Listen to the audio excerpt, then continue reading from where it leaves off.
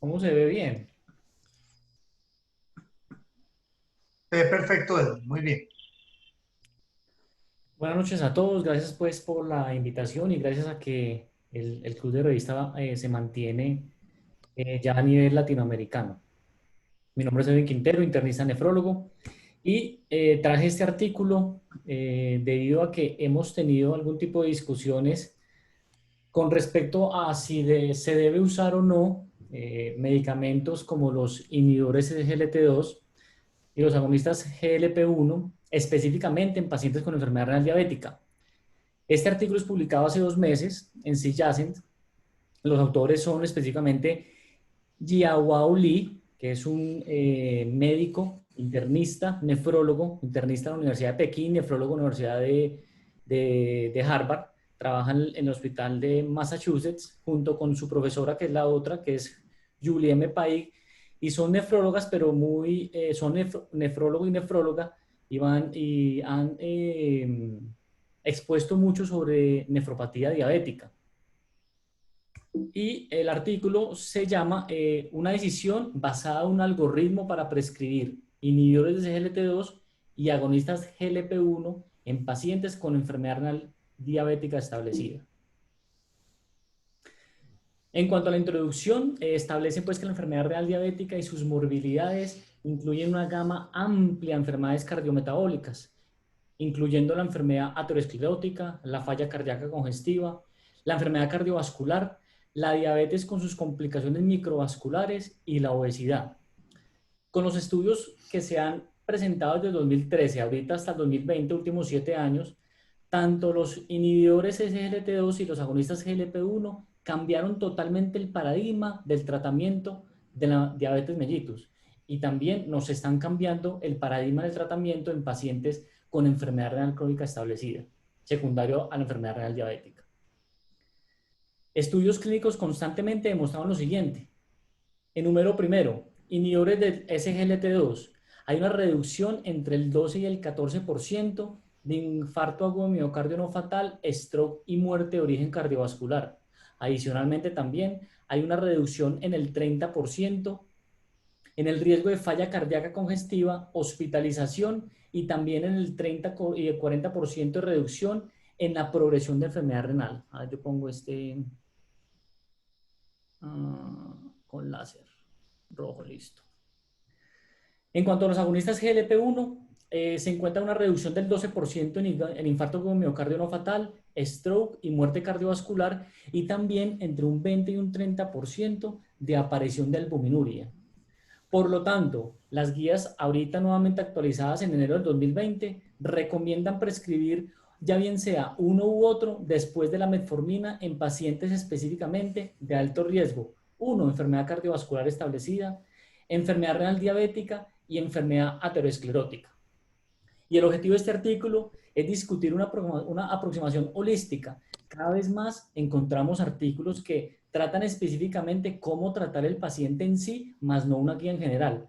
Una aproximación holística para evaluar, según el riesgo de falla renal, el riesgo cardiometabólico, proponer un paso a paso para su respectiva prescripción, pero sobre todo de una manera segura.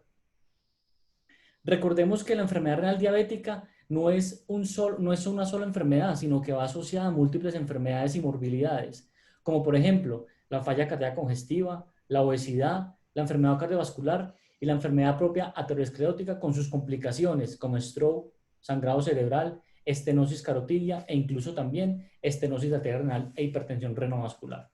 ¿Todo esto qué hace? Complica enormemente el tratamiento de las morbilidades, aumentando así más la mortalidad.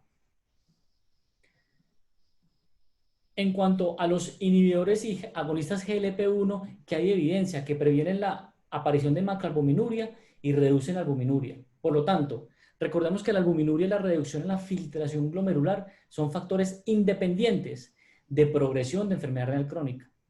Adicionalmente, también la aparición de albuminuria precede entre un 70-80% la reducción de la filtración glomerular y precede también el desarrollo de enfermedad renal crónica. Recordemos que hay un espacio o un gap que es entre el 30 y el 40% que puede aparecer enfermedad renal establecida secundaria a la diabetes sin que aparezca previamente la albuminuria. La albuminuria y la filtración glomerular disminuida juntos son asociados a mayor riesgo cardiovascular, por lo tanto, mayor eventos cardiovasculares mayores, mayor riesgo de llegada a diálisis y por lo tanto la muerte. Entonces hay una reducción en el 30% de la albuminuria y esto está asociado a una reducción en el 15% del riesgo absoluto de falla renal crónica terminal a los 10 años. ¿Esto qué nos expone? Aproximadamente hay un NNT, que es el número necesario a tratar, entre 25 y 45 para evitar un evento cardiovascular fatal. Pero también así hay también un NNH, que es el número necesario para hacer injuria o para daño, que es aproximadamente entre 500 a 1000 para ocasionar una injuria o daño. Para aquellos que tienen macroalbuminuria, el uso se reduce a un 30 a 40% de aparición como tal, la aparición de micro a macroalbuminuria. Esto, fíjense que son los principales estudios que se han realizado con inhibidores SGLT2. Aquí están los principales estudios en cuanto a resultados cardiovasculares, el EMPA-REG, el CAMBA y el DECLARE-TIMI 18, ampliamente conocidos. El nuevo, que es el único estudio hasta el momento, porque hay en curso otros 3 estudios, con impacto renal, con 4.401 pacientes, en el cual se demostró que había definitivamente una reducción del 20 al 35% en 3 puntos. Primero, duplicación de la creatinina, muerte de origen renal y necesidad de soporte dialítico. Y el estudio para falla cardíaca, que estableció que incluso el no tener diabetes, el uso de la dapaglifosina disminuía el riesgo de falla cardíaca y complicaciones inherentes a ella. Estos son los 3 principales estudios que se están haciendo en este momento en cuanto a endpoints renales, que es el EMPA-KIDNEY, que como su nombre lo dice, es la empaglifosina, la dapaglifosina y enfermedad renal crónica, y el SCORE, que es la sotoglifosina.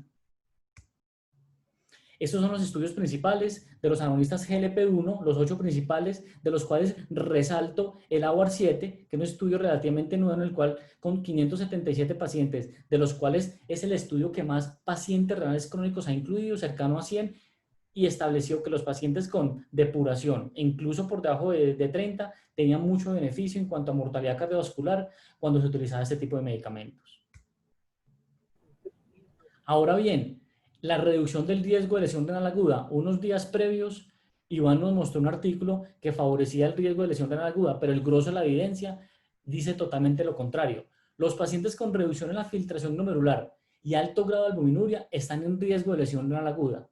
Por lo tanto, la EIC está asociada a un deterioro de la proteinuria y progresión de la enfermedad renal crónica, que puede llegar incluso a la necesidad de diálisis, ya bien sea por hipercalemia o sobrecarga hídrica. Y la gran mayoría de esos estudios no se sabe el mecanismo exacto, pero lo que sí se establece es que al parecer favorece o disminuye el riesgo de lesión renal aguda, secundario a que atenúa el riesgo de injuria isquemia reperfusión y reduce también los marcadores de lesión tubular.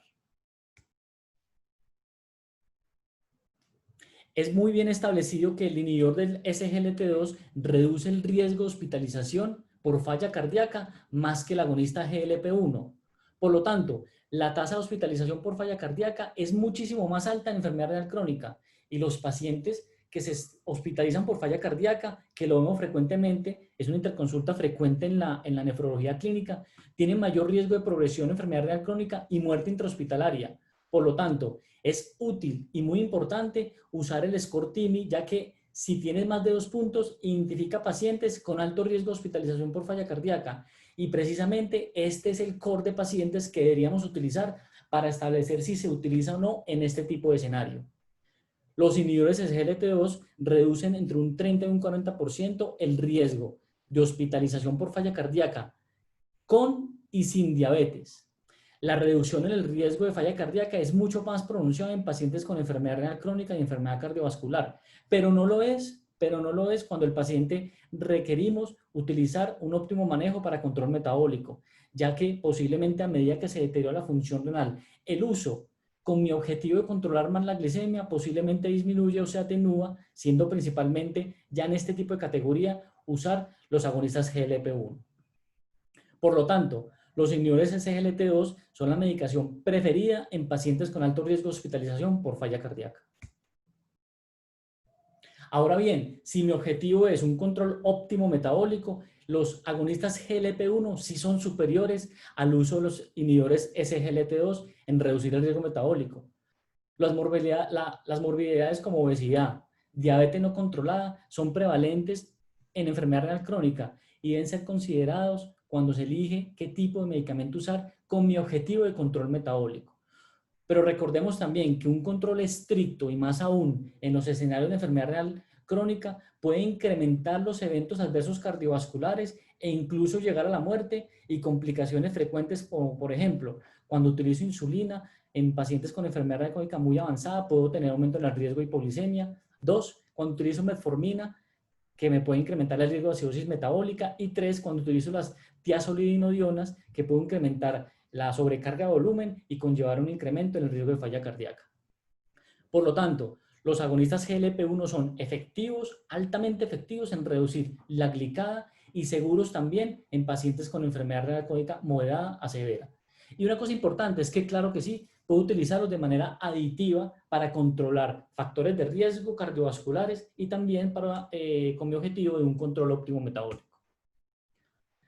¿Qué dice la A de los costos? Que también habíamos hablado la semana, hacía 15 días, 20 días, que los costos en Argentina posiblemente estos medicamentos eran extremadamente altos, los comparábamos posiblemente aquí que no son tan costosos, siendo obviamente más costosos obviamente que la metformina y algunas sulfonilurias, pero si el costo de la medicación es una preocupación, ambos tipos de medicamentos no se recomiendan, pero ojo, si no hay albuminuria, es decir, si no hay enfermedad renal diabética, si no hay falla cardíaca, enfermedad cardiovascular y enfermedad tromboembólica cardiovascular, es decir, que si esta sería la indicación para estos pacientes a pesar de sus costos.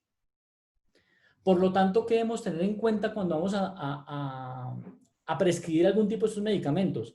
Son 4 puntos. Primero, la depuración de la creatinina, la dividimos en 2, por encima de 30 y por debajo de 30. Segundo, el nivel de albuminuria. Tercero, si hay o no proteinuria. Y cuarto, muy importante, evaluar las contraindicaciones absolutas para un uso seguro de ese tipo de medicamentos. Es decir, hablamos aquí exclusivamente de la seguridad del paciente. Aquí está el core del artículo, que es el algoritmo de decisiones paso a paso para definir qué tipo de medicamento es.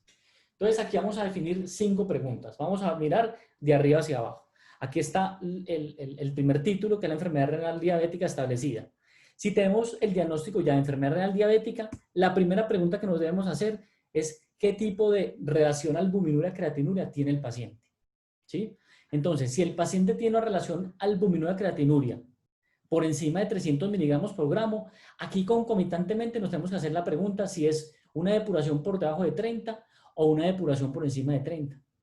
Si está con una depuración por encima de 30, definitivamente la primera medicación que se debe utilizar es un inhibidor de SGLT2. Ahora bien, si hay una contraindicación o si necesito un control más óptimo metabólico, una opción podría ser el agonista GLP-1. En cambio, si la depuración es por debajo de 30, a pesar de yo tener una relación albuminuria-creatinina por encima de 300 miligramos por gramo, definitivamente debemos utilizar un agonista GLP-1. Ya vimos el porqué con los resultados que habíamos expuesto previamente. Si no es así, es decir, si el paciente no tiene albuminuria, vamos a evaluar el riesgo de la falla cardíaca, el riesgo de la hospitalización por falla cardíaca. Entonces vamos a hacer este Team Score que lo podemos utilizar fácilmente, lo podemos tener en nuestro computador. Puntos. El primero, falla cardíaca. Si el paciente tiene falla cardíaca, tiene 2 puntos, debe utilizar un inhibidor SGLT2. Si el paciente tiene fibrilación auricular o enfermedad arterial coronaria o una depuración por debajo de 60 o una relación albuminuria-creatinina por encima de 300 que también nos da 2 puntos, es decir, que debería usar un inhibidor SGLT2, ¿cierto? Deberíamos utilizar en ese contexto para reducir el riesgo de falla cardíaca y hospitalización por esto en un 30-40% este tipo de medicamentos. Si la respuesta es no, la tercera pregunta que debemos hacer es evaluar si tiene o no enfermedad aterosclerótica cardiovascular. Si es así, deberíamos utilizar un agonista GLP-1. Sin embargo, si el paciente tiene más factores de riesgo o si el paciente, nuestro objetivo es controlarlo metabólicamente, podríamos usar la combinación de este tipo de medicamentos. Si no es así, la cuarta pregunta que haríamos es si la relación albuminuria-creatinuria, es decir, moderada persistente, está entre 30 y 299 miligramos por gramo. Aquí también aplica, si la depuración es por debajo de 30 y no tengo otra opción, una posibilidad definitivamente es utilizar un agonista GLP-1. Si el paciente tiene una depuración por encima de 30, es preferible utilizar un inhibidor SGLT2 y más si tengo enfermedad cardiovascular adicional a un agonista GLP-1. ¿Pero en qué caso lo utilizaría el agonista GLP-1? Si tengo contraindicación como tal, que vamos a ver cuáles son, la de los inhibidores SGLT2 sobre los agonistas GLP-1, en este caso utilizaríamos este tipo de medicamentos. Ahora, por último, la pregunta, la quinta. Si mi objetivo es riesgo metabólico alto, si es así, recordemos que tiene mayor impacto para el manejo glicémico el uso de agonistas GLP-1 versus inhibidores SGLT2. Ahora bien, si todas las respuestas que nosotros hicimos a los 5 cuestionarios que habíamos hecho con esa decisión de algoritmo es no, ninguno de esos tipos de medicamentos debe ser prescrito. Por lo tanto, la respuesta es no. La respuesta es que no a todo paciente diabético se le debe dar ese tipo de medicamentos. Aquí nuevamente nos lo resumen. Rápidamente, fíjense. En esta tabla, aquí, donde la relación albumina-creatinina está por encima de 300 miligramos por gramo de creatinina, si la depuración está por encima de 60 o de 30 a 60, el primer medicamento que debe utilizar es un inhibidor SGLT2. Ahora bien, si quiero controlar metabólicamente el paciente o si tengo contraindicación para su uso, una opción sería el agonista GLP-1. Si el paciente tiene entre 30 y 299 miligramos por gramo, el medicamento de preferencia, si la depuración es adecuada, sería un inhibidor SGLT2 y una segunda opción podría ser, si hay contraindicación o si mi objetivo es un control mejor desde el punto de vista metabólico, agonista GLP-1. Ahora bien, ¿qué sucede con muchos de los pacientes que tenemos con depuración por debajo de 30 mililitros minuto? Aquí este algoritmo de decisión nos dice, ojo, utilice preferiblemente el agonista GLP-1 tipo dulaglutide, el AWAR7, recordemos el estudio AWAR7, y hasta el momento no hay indicación como tal del uso de inhibidores SGLT2 con depuraciones por debajo de 30. ¿Por qué? Porque el 70-80% de este tipo de medicamentos, a diferencia de la empaglifosina, se secretan por filtración glomerular, cuando se filtra. En cambio, el otro 30% es por secreción. Por lo tanto, si tengo una disminución en la filtración glomerular, pues no llegaría a mi objetivo, que es el túbulo contorneado proximal, a nivel del S1 y S2, que es donde más receptores SGLT2 se encuentran para inhibir la absorción de glucosa. Que este tema obviamente lo maneja excelentemente bien el doctor Caputo. Y recordemos también que otra opción es el semaglutide, la liraglutida, si el paciente tiene una enfermedad aterosclerótica cardiovascular. Ahora bien, tenemos que mitigar los efectos adversos. Entonces, cuando prescribimos este tipo de medicamentos, tenemos que tener claramente cuáles son las contraindicaciones y los efectos secundarios. Y si hay unas contraindicaciones, mira si son relativas o absolutas. Si son relativas, modificarlas para tratar de establecer un perfil de seguridad mayor para el uso de este tipo de pacientes. En cuanto a la infección fúngica genital, una recomendación es que mantengan la piel limpia, mantengan la piel seca, manejar primero el intertrigo, evitarlo en pacientes que tienen inmovilización prolongada porque son pacientes que tienen más riesgo como tal de infecciones fúngicas, y una opción podría ser eventualmente, si el paciente lo requiere, tratamiento tópico profiláctico en pacientes de alto riesgo. La depresión de volumen. Aquí habíamos hablado previamente sobre el uso o no de diuréticos. Los diuréticos no son una contraindicación para el uso de inhibidores de SGLT2. Inclusive, por ejemplo, en el estudio Credence, el 47% de los pacientes tenían terapia diurética. Lo que sí tenemos que tener en cuenta es que hay una reducción de dosis proactiva, es decir, no es utilizarlo deliberadamente con un diurético, porque obviamente puede haber una depresión del volumen intravascular y ocasionar un incremento en el riesgo de lesión renal aguda, sino establecer el peso seco, optimizar la dosis. Si no hay necesidad de la terapia diurética, obviamente se suspende, pero el objetivo es mantener al paciente euvolémico. Ahora bien, toca tener un protocolo de día enfermo. El protocolo de día enfermo es que cuando el paciente tenga episodios que depleten el volumen intravascular, que ocasionen diarrea, debe ser suspendido por completo. Náuseas, vómito o diarrea, como lo había dicho. En cuanto a la afección urinaria, pacientes entonces, por ejemplo, se debe evitar en pacientes que tienen antecedentes de infección urinaria recurrente por alteración en la malformación anatómica en la vía urinaria. Pielonefritis recurrente podría ser una opción siempre y cuando el paciente no tenga antecedentes de infección urinaria. Los que tienen catéter o sonda permanente o se cateterizan. La cetoacidosis diabética, que se vio frecuentemente con el uso de dapaglifosina.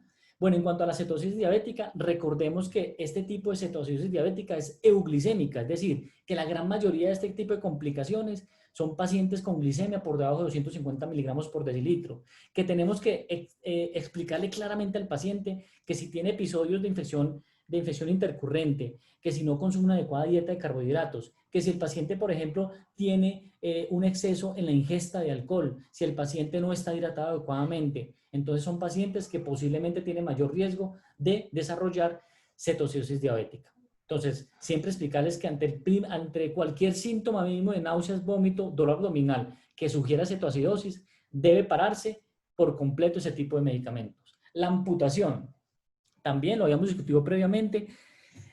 Las contraindicaciones absolutas es el paciente que obviamente tiene una enfermedad arterial periférica establecida sintomática, ¿sí? Otra, que el paciente tenga una úlcera, obviamente de origen arterial, que no cicatrice o una herida profunda que no cicatrice. Son contraindicaciones definitivamente absolutas para utilizar este tipo de medicamentos. Una posibilidad serían aquellos pacientes que tengan ya revascularizada su enfermedad arterial periférica, pero eso obviamente se deja a libre decisión del médico y de su cuidador. Recordemos que los que tienen más riesgo de amputación son pacientes, por ejemplo, que tienen enfermedad vascular periférica, pacientes que tienen neuropatía. Y hago aquí un paréntesis de un estudio o un reporte que salió el año pasado de la FDA de Farmacovigilancia, que es un reporte del histórico de 9 millones de usuarios de este tipo de medicamentos, de los cuales se reportaron desde el 2013 hasta el 2019 un total de 79 amputaciones, de las cuales fueron 56 con canaglifosina y 14 con empaglifosina. Fracturas óseas, también se utilizó, también se asoció frecuentemente con el uso de la canaglifosina. Precaución, porque obviamente si tiene riesgo de hipoglicemia o hipotensión ante cualquier caída, mayor riesgo de fractura, por lo tanto recomiendan monitorizar adecuadamente la PTH y la vitamina D. Ahora bien, bueno, y algo que no está escrito, pero que lo establecen también aquí en este artículo, es que los pacientes que tienen antecedentes de cáncer uroepitelial o de cáncer vesical, se recomendaría no utilizarlo, ya que la dapaglifosina, en este caso la DAPA, se incrementó el riesgo de la prevalencia de este tipo de cáncer.